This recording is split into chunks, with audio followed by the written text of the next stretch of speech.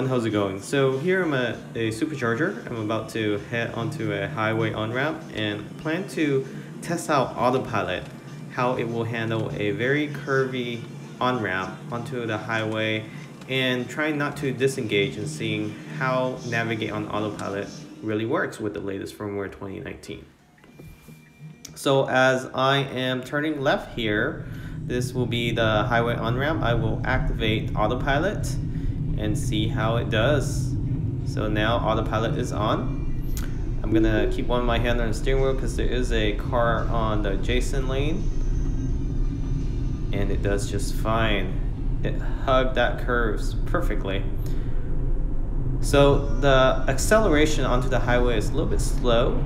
I do have to step on the accelerator a little bit harder than Autopilot is doing.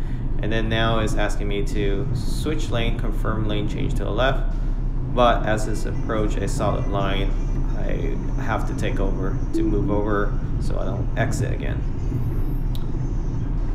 So with Navigate on Autopilot, you really have to look carefully if there's any fast oncoming car. But usually if people are going with the flow of traffic, it works fairly well. As right now it's going to ask me to confirm a lane change to the left, which I will because we'll have to merge onto another highway shortly. And here's another lane change. What I didn't notice here is that there was a fast approaching Porsche SUV. The Autopilot did not detect that, so I'm going to zoom in on the rear camera here. You can kind of see it already. But when I made that lane change with Autopilot, Navigate on Autopilot, it was a fast approaching Porsche. I believe he was accelerating, trying to pass either me or the car on that lane that was on. So you can see him there.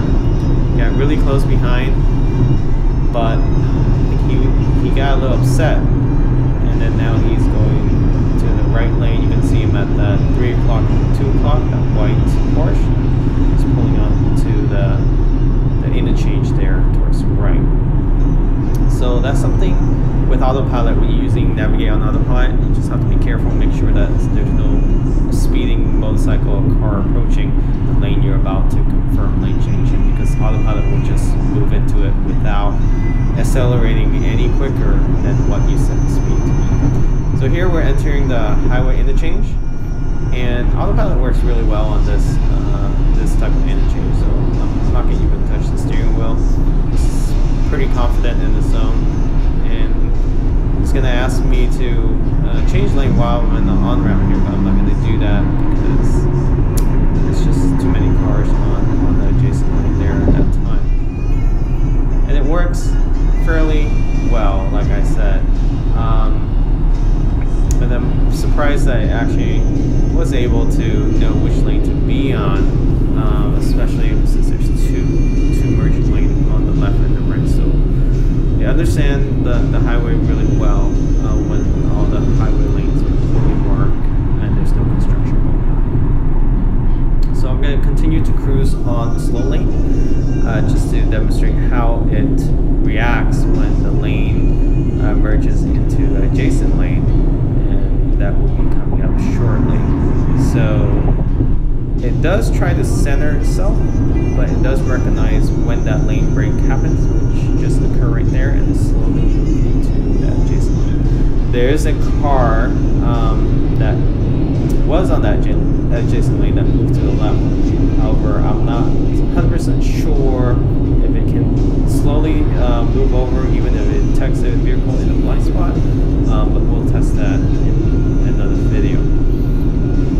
So as we continue on the highway, it's going to ask me to confirm lane change again, and it's doing this because either it's detecting that I will need to get on that adjacent lane to get on the next interchange, or there's a slow vehicle in front of me. And you can set that setting to be as aggressive or less aggressive as you want. The most aggressive is labeled Max, and that's when it will try to maneuver around vehicles if there's vehicles in front of you that is driving slower than what you set the speed to be. So here is moving over on its own. I just confirm a lane change, and when the lane change request comes on, it makes a chirping noise, one beep if after it flashes a few times.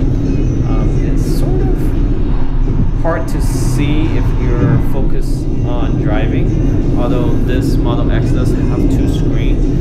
With the Model 3 it's even worse because it's flashing at you on the center display, and you really don't know, especially if you're not familiar with the direction.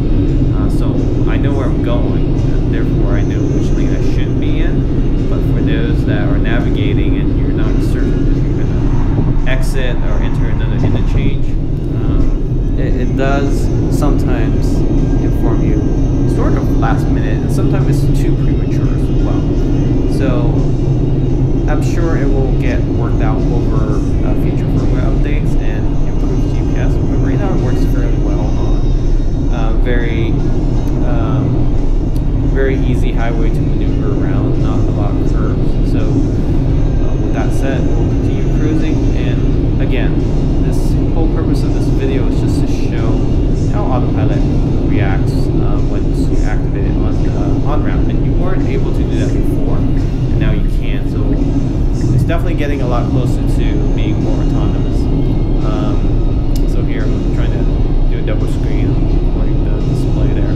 But even when a car cuts in front of you like that, it doesn't panic. Unlike other manufactured vehicles, it would either decelerate aggressively, but with the Tesla, it goes with the flow. So if somebody cuts you off and they're not braking hard enough, the Tesla vehicle will slowly slow down to go with the pace of that vehicle, and then accelerate, but it won't slam on the brake on you. Well, hopefully you enjoyed this video, and thanks for watching, and we'll